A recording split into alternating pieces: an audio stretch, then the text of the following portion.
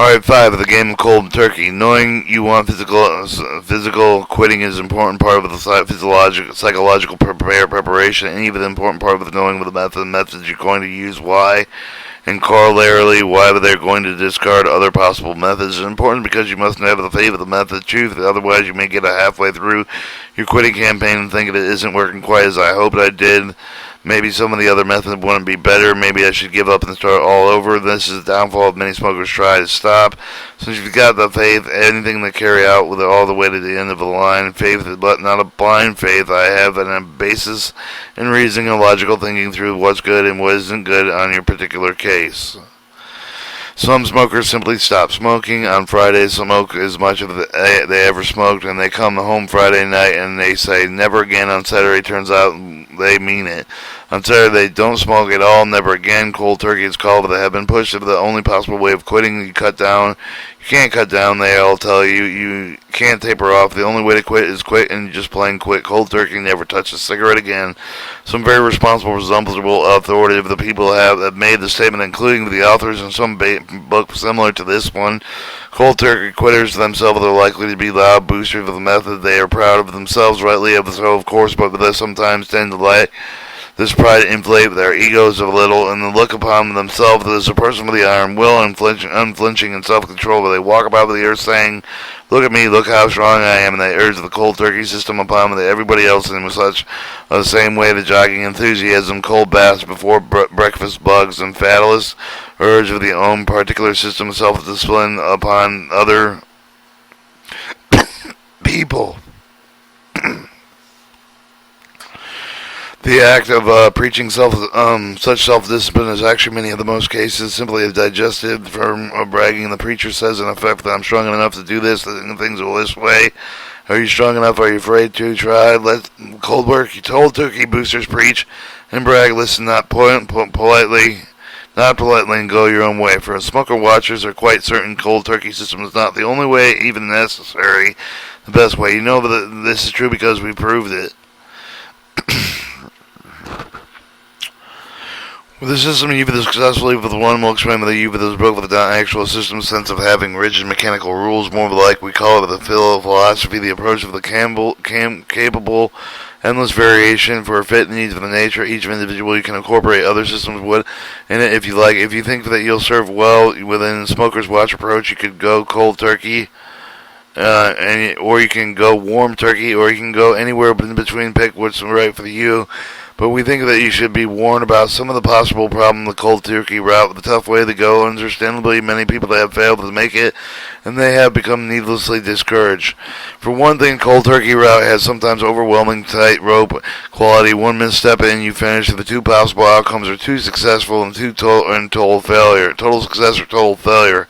There's nowhere in between. I tried it several different times. One smoker told us the man, about his 45, he had been smoking to the early 20s. After using a smoke watcher's approach, he had been cigarette free for more than a year and seemed perfectly confident that he would never smoke again. And he was now confirmed a non-smoker, but he had previously lived through a lot of the needless mental anguish in arriving in this happy state. We tape recorded his account of his experience because to illustrate so well what we think of are some of the bad dangers in cold turkey. With cold turkey system, he said, you get too worried about yourself, the idea of that you're quitting all at once. You swear you're never to smoke another cigarette again.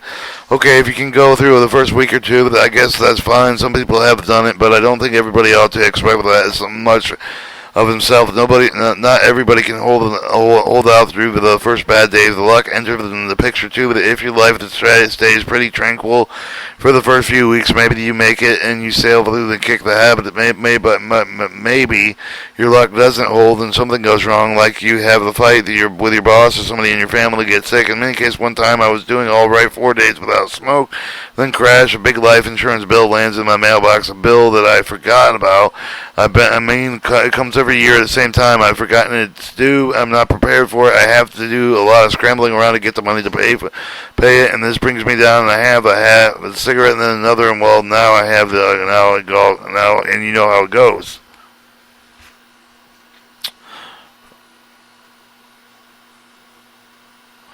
Now, here's the point you see with the cold turkey game. If they have one cigarette or just one, you fail. Even the psychologically of the minute you let the first cigarette with the figure of the whole deal with the finish, you tell yourself the what. Well, no, you I can't make it. Here I am smoking again. Just one cigarette kills the whole life with no room in the deal with a particular success, a partial failure.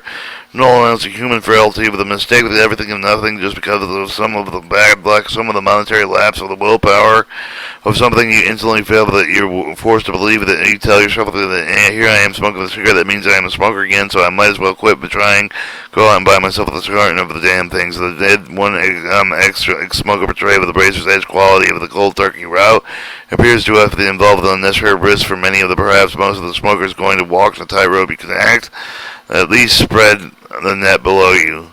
Another problem in the cold turkey approach is a representative attempt to defeat the huge multi-armed envelope of our enemy at one blow. Throughout this book, being using of the term tobacco habit, cigarette habit, and smoking habit, and it's true, however, we're dealing is with not only habit but many. The smoking complex is composed of a dozen, even hundreds of small interrelated habits tangled together in one enormous multi-habit. The cigarette you smoke with the morning coffee, with some sub-habit all by itself, so are the cigarettes with the smoke with the driving in your ears, so are the cigarettes you light while they're being in the dial of the telephone. In addition, while there's still smaller physical sub-habits, little movements you make with the reaching of the cigarette, lighting up, and tapping it in on the ashtray. Later chapters will consider these separate habits in detail now that simply point out that you separate habits exist. Try to overcome them all simultaneously with the cold turkey approach seems almost ridiculous and ambitious, and you try this is to ask yourself how much too much of yourself. This is why most cold turkey campaigns fail. It's far better, we believe, to attack sub-habits one by one, for easier, for more comfortable, for more sensible, and as our records show, far more successful. 6. And other games.